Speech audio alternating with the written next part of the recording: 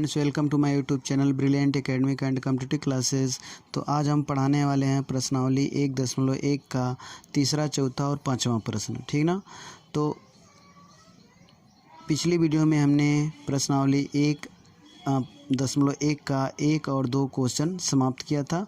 तो देखिए प्रश्न, देखिए किसी परेड में 616 सदस्यों वाली एक सेना की टुकड़ी को 32 सदस्यों वाले एक आर्मी बैंड के पीछे मार्च करना है। दोनों समूहों को समान संख्या वाले स्तंभों में मार्च करना। उन स्तंभों की अधिकतम संख्या क्या है जिसमें वे मार्च कर सकते हैं। देखिए 616 आर्मी के जवान हैं, ठीक, और उनको जो है 32 सदस्य हैं जो कि बाजा बजाने वाले, ठीक ना। आप देखते होंगे 26 जनवरी 15 अगस्त की परेड में टीवी में देखे होंगे, जो बाजा बजाने वाले होते हैं या बैंड बजाने वाले होते हैं वो आगे होते हैं, उनके पीछे जो है सेना मार्च करती है। मार्च करने का मतलब आगे बढ़ती है, चलती है। तो ऐसे सेना को चलना है, प्रत्येक स्तंभ में विभाजित किया गया है, ठीक, और प्रत्येक स्तंभ में समान सदस्य होने चाहिए। तो स्तंभों की संख्या कितनी होगी, ठीक ना। तो आप देखिए स्तंभों की संख्या हमेशा आर्मी की संख्या और बैंड बजाने वाले सदस्यों की संख्या से कम होगी। जब कम का मैटर होता है तो क्या होता है, म से निकलता है, ठीक ना। तो यहाँ पे आप लिख लेंगे, देखिए स्तंभों की अधिकतम संख्या, स्तंभों की अधिकतम संख्या, ठीक, अधिकतम शॉर्टकट में लिख दिए हैं। तो 616 तथा 32 का मास, ठीक। तो जो मास होगा वही स्तंभों की संख्या होगी। तो देखिए मास से निकाल लेते हैं, 32 से भाग दे दीजिए, ठीक ना, 616 में। तो 32 से कम 32, 11 में से 2 घटाएंगे 9, और यहाँ पे 5 में से 3 घटा दिए 2, ठीक। अब यहाँ पे 6 उतार लिए, अब 9 बार ले जाइए, तो 9 दूनी 18, 9 त्रिक 27, 28, 16 में से 8 घटाएं, 8 बचा, यहाँ पे सब कट गया, ठीक। अब 0 भी लिख सकते हैं या काट भी सकते हैं। तो 8 से अब भाग दे दीजिए, किस में, 32 में देंगे, 8 चौको 32, ठीक ना, और यहाँ पे शेषफल 0 आ गया। तो अब देखिए 8 क्या हो गया, मासा आपका क्या हो गया, मासा 8 हो गया, ठीक ना। तो अधिकतम स्तंभों की संख्या कितनी हो गई, 8 हो गई। अब देखिए आते हैं नेक्स्ट क्वेश्चन पे। देखिए प्रश्न आप देख पा रहे हैं, यूक्लिड विभाजन प्रमेयिका का प्रयोग करके दर्शाए किसी धनात्मक पूर्णांक का वर्ग किसी पूर्णांक यम के लिए 3m या तो 3m+1 के रूप का होता है, ठीक ना।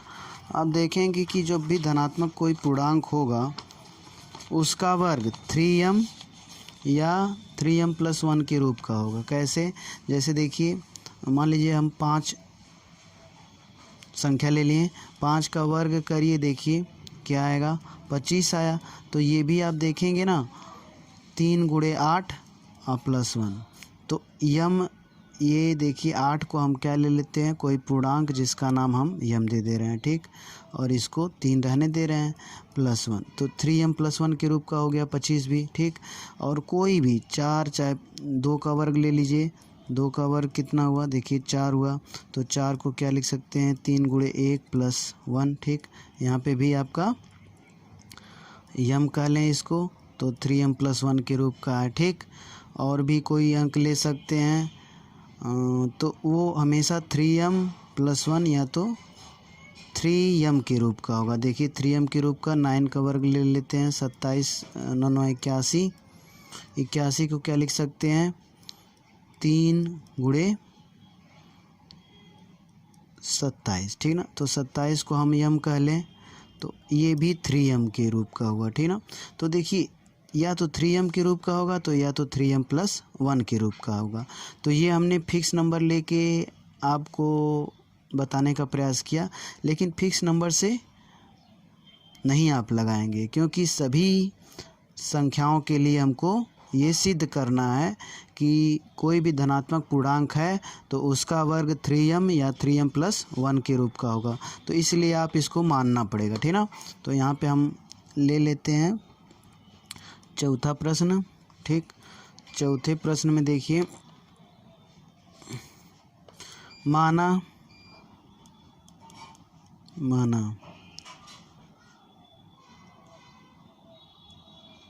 वह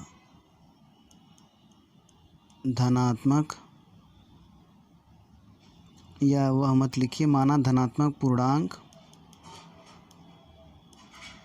x a है, क्या कर लें, a मान लें। ठीक, तो अब जो है a को 3 से भाग दे दीजिए, a को 3 से भाग देने पर देखिए, 3 से भाग देने पर भागफल q तथा शेषफल r बचता है। ठीक ना, तो देखिए r की कंडीशन क्या होगी, जब 3 से भाग दे रहे हैं तो r क्या हो सकता है, r हमेशा 0 से बड़ा और 3 से छोटा होगा। 3 से भाग दे रहे हैं ना, तो r अगर ये है तो a क्या हो सकता है, देखिए ये r हो सकता है, तब a बराबर, तब यूक्लिड प्रमेयिका द्वारा a बराबर आप जानते होंगे, ठीक ना, भाज्य बराबर, अगर 0 शेषफल है, ठीक, तो भाज्य क्या हो जाएगा, 3q हो जाएगा। ठीक, अगर भाग दे रहे हैं a में, भागफल आपका q आया है, तो ये भाज्य जो होगा 3q होगा। ठीक, समझ में आया ना। तो यहाँ पे अगर आपको नहीं समझ में आ रहा तो एक लाइन में लिख दे रहा हूँ, 3 से अगर a में भाग देंगे, ठीक, तो यहाँ पे q अगर भागफल आया और यहाँ पे ये शेषफल आया, तो a को हम कैसे डिस्क्राइब करेंगे, इसका इसमें गुणा कर देंगे, 3q हो गया, a बराबर क्या हो जाएगा, 3q हो जाएगा। जब अगर शेषफल 1 होगा तो a बराबर क्या होगा, 3q + 1 होगा, और जब शेषफल 2 होगा तो 3q + 2 होगा। ठीक ना, अब हम एक एक करके हमको दिखाना है कि इसका वर्ग जो है 3m के रूप का होता है, जहाँ m कोई पूर्णांक है। जब a बराबर हम 3q ले रहे हैं, ठीक ना, q भी कोई पूर्णांक है यहाँ पे, ठीक, कोई भी संख्या हो सकती है। ठीक, तो यहाँ देखिए 3q, तो a का वर्ग कर लीजिए, दोनों तरफ का वर्ग, 3q का वर्ग, 3 त्रिके 9 और q²। ठीक, और इसको हम क्या लिख सकते हैं, 9q² को 3 × 3q²। ठीक, इसको हम, इसके लिए कोई पूर्णांक हम ले रहे हैं और ये 3 है ही। ठीक, तो देखिए पहले कंडीशन में जब a बराबर 3q है, तो इसका वर्ग आप देख रहे हैं कि 3m के रूप का हो गया। अब जब a बराबर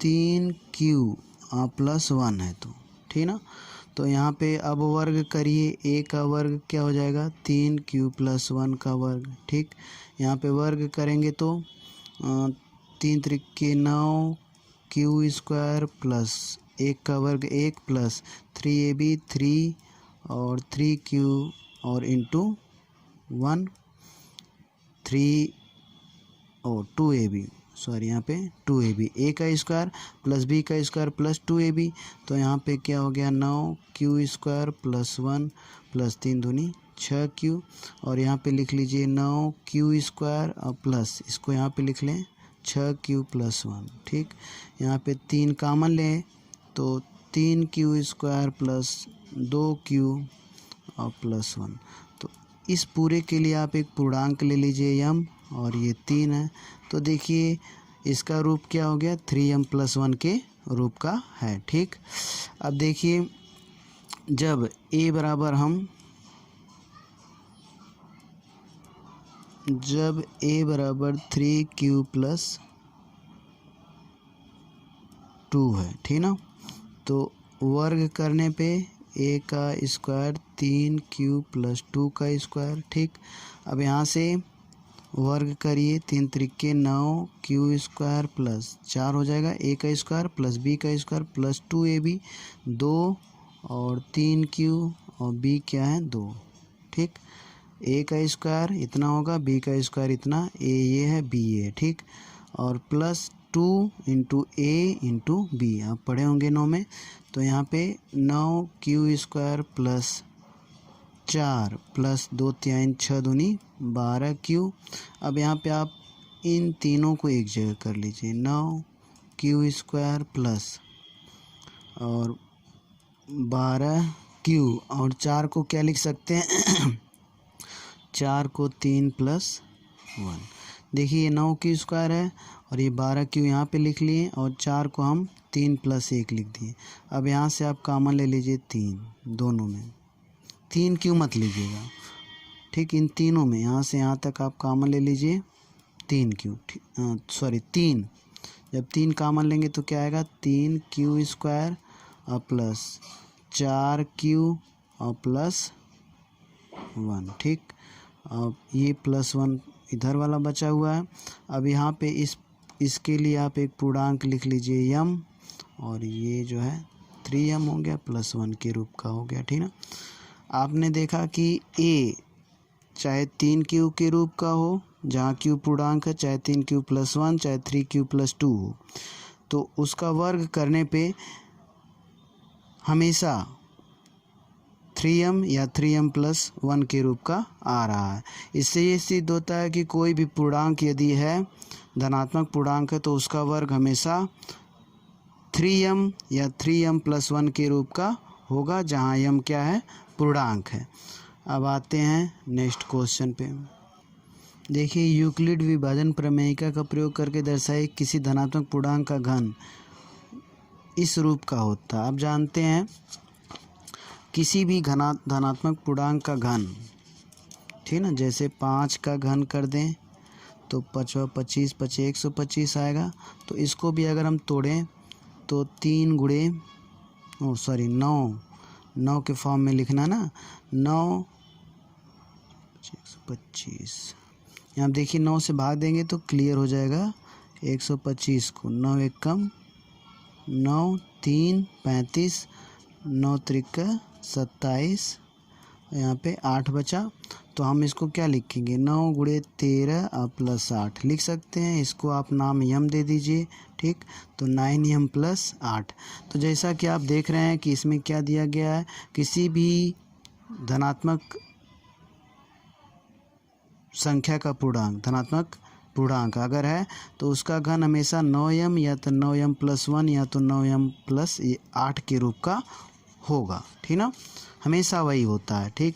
तो देखिए हम एक नंबर आपको लेके दिखाए हैं, और इसी तरह कोई भी संख्या का अगर धनात्मक संख्या का घन करेंगे तो हमेशा चाहे इस रूप का आएगा चाहे इस रूप का आएगा, ठीक। तो अब इसको फिक्स नंबर लेके लगाना नहीं है। अब आते हैं हम उसको लगाते हैं।